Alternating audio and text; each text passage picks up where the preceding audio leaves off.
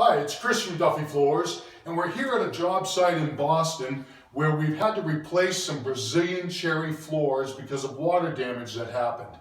And what we're trying to do is we're trying to get this color that's down here. Pretty dark color, but we like going dark with Brazilian cherry. So what we're going to do is we're going to use an aniline dye because we've got this bedroom here and we want everything to blend in and match. So we're going to use an aniline dye and then use an oil-based stain on top of that to try to get the color as deep and as dark as we have here. And as you can see, the deeper and darker that you go with the color, the more red that you get out of the wood. And you can see that there are a little bit of red here, but in most cases, the red is getting out of the wood because of the aniline dye process and the dark stain process.